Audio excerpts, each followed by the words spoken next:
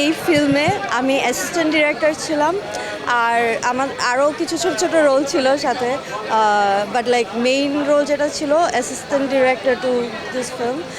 আর হ্যাঁ, মানে এই ফিল্মের শুরু থেকে শেষ পর্যন্ত মানে আমরা কিছু মানুষজন ছিলাম, সবাই একটু মানে সাহস করে আসলে এই পুরো পুরো জার্নিটা শেষ করেছি। এখন আমাদের আর কারো মাথায় কিছু কাজ করতেছে না যে কে কতটুকু রোল কিভাবে প্লে করছে, মানে এটা আমাদের সবার আসলে যৌথ প্রচেষ্টা এরকম ছিল যে মানে আমরা আসলে এভাবে চিন্তা করি না যে একটা ফিল্মে কাজ করতেছি, এই রোলটা প্লে করতেছি, এরকম কারো মাথায় আসলে ছিল না। আমরা জাস্ট শাইক ভাই ডাক দিচ্ছে, আমরা ঝাঁপে পড়ছি টাইপের সিচুয়েশন। এটা অদ্ভুত, মানে এটা রোলার কোস্টার রাইড বললেও কম হবে, কারণ আমরা যখন ওইখানে গেছি, আমাকে যাওয়ার আগে ডিরেক্টর ফোন করে বলে কি বস দেখেন, উনি তো সবসময় ডিরেক্টর তো সবসময় মানে এরকম সবাইকে এরকম আমাকে ওয়ার্ন করতেছিল যে এটা কিন্তু বন্যা কবলিত এরিয়া, আমরা কিন্তু এরকম দামি হোটেল হ্যান ত্যান এগুলো কিচ্ছুতে থাকবো না, আমরা ওখানে একদম আশ্রয় কেন্দ্রে থাকবো, ওরা যা খায় তা খাবো, মানে মানবেতর জীবনযাপন করতেছি আমরা এখানে, আপনি শিওর তো আপনি কাজ করবেন এরকম,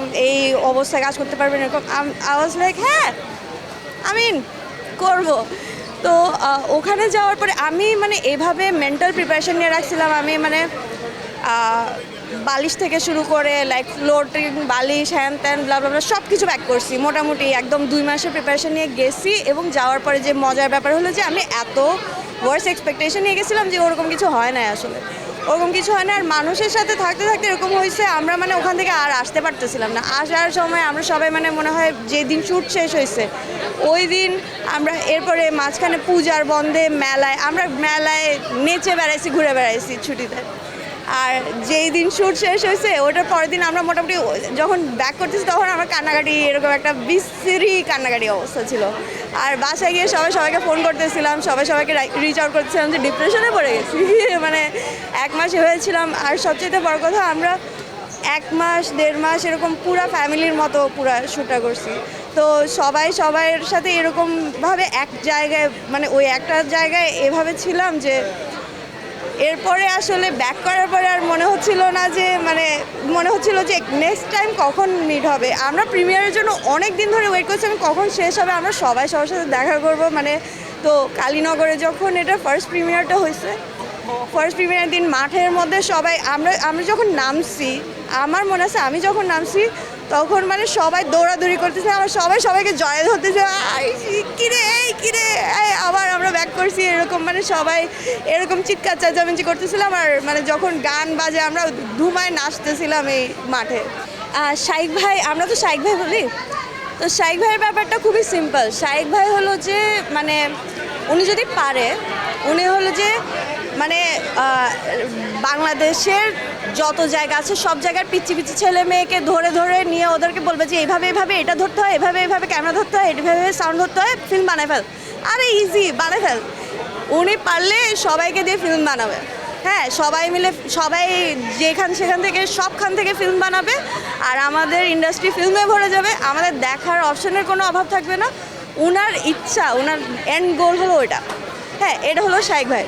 আর শাইক ভাইয়ের ক্ষেত্রে যেটা হয়েছে যে আমরা মানে ওনার প্রজেক্টের কথা করলে মানে আমরা শাইক ভাই জিজ্ঞেস করে আচ্ছা বস এরকম একটা কিছু আছে করবেন, আমি হ্যাঁ শোনা লাগবে না, হ্যাঁ কেন, বিকজ শাইক ভাইয়ের প্রজেক্ট কখনো এরকম হয় না যে শাইক ভাই আমি ডিরেক্টর, আমার প্রজেক্ট, তুমি এটা কাজ করো না। এটা হচ্ছে আমাদের প্রজেক্ট, আমাদের ফিল্ম, আমাদের এরকম একটা গল্প আছে, আসেন আমরা সবাই মিলে জিনিসটা বানাই ফেলি। তো আমরা যখন কাজ করি এটা আমাদের সবার ফিল্ম, আমরা পুরা মানে আমাদের কোনো খেয়াল থাকে না। মাঝে মধ্যে এরকম হয় যে আমাদের ক্রু মেম্বার থেকে ধরেন সিনেমাটোগ্রাফার বা এই যে মানে ক্যামেরা যে ধরতেছে বা সাউন্ড কিছু একটা এরকমই হয়েছে, শাইক ভাইরে গিয়ে ঝেড়ে দিবে, দাদা আপনি বস আপনি এটা কী করলেন, আমি গিয়ে ঝেড়ে দেবো, বস আপনি না এটা কেন, মানে আমরা গল্পের জন্য সিনেমার জন্য আমরা যুদ্ধ করা শুরু করে দিই। মানে আমাদের এটা মনেও থাকে না, শাইক ভাই এইভাবে করে পুরো জিনিসটাই করে যে আমাদের এটা মনে থাকে না যে এটা আসলে তার ফিল্ম, এরকম কখনো মনে হয় না। সে নিজেও বলে না কোনোদিন এটা আমার ফিল্ম, সে সবসময় বলে মানে আমরা, উনি কখনো আমি বলে না। সিনেমার মানে অনেস্টির একটা ব্যাপার থাকে যে সমসাময়িকতা। এখন একটা ফিল্ম, এই ফিল্ম এখন হলে যাচ্ছে, হ্যাঁ 4-5 মাস ওয়েট করলে এই ফিল্ম ওটিটিতে যাবে বা অন্য কোথাও যাবে, হয়তো কোনো ইতে বা কোথাও ডাউনলোড করে পাওয়া যাবে, দেখতে পারবে, ল্যাপটপে দেখতে পারবে এরকম।